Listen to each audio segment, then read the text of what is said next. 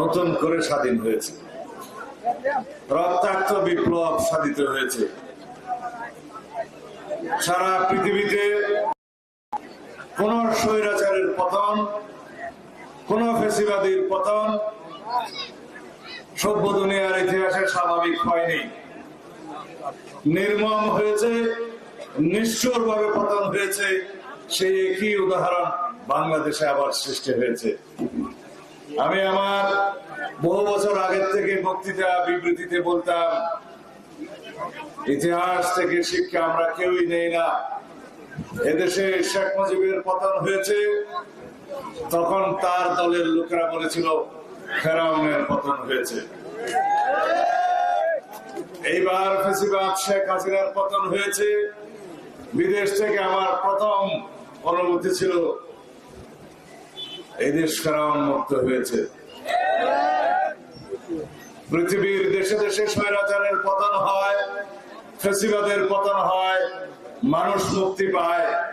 সেই পতনের ইতিহাস যেন আমরা ভবিষ্যতে আমাদের দেশে যাতে কোনো ফ্যাসিবাদের জন্ম না হয় সেভাবেই স্মরণ রাখি।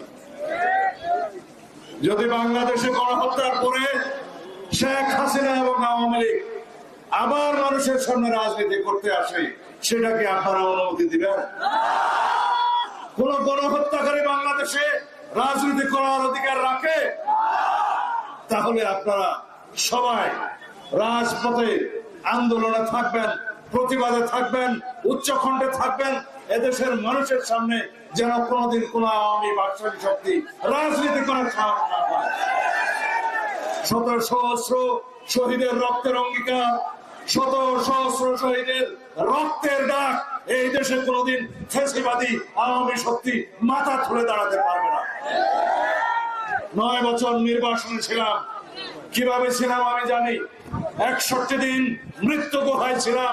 কিভাবে আল্লাহ রাব্বুল আলামিন আমাকে কবর থেকে বের করেছে আমি জানি। সেই শেখ হাসিনা সেই রকম গুপ্ত এই সমস্ত কুটুরির রাজনীতি যেন বাংলাদেশে আবার কোনদিন করার সুযোগ না থাকে, সেই রকম ভাবে আপনারা প্রতি মুহূর্তে সোচ্চার থাকবেন। এই দেশের গণমাধ্যমকে বাংলাদেশের মানুষের জন্য, বাংলাদেশের দাবির পক্ষে সকল সময়ে সোচ্চার থাকতে হবে। মানুষের সকল সাংবিধানিক অধিকার, মৌলিক অধিকার, মানবাধিকার এবং আইনের শাসন প্রতিষ্ঠার জন্য আমাদেরকে প্রতিনিয়ত আন্দোলনরত থাকতে হবে।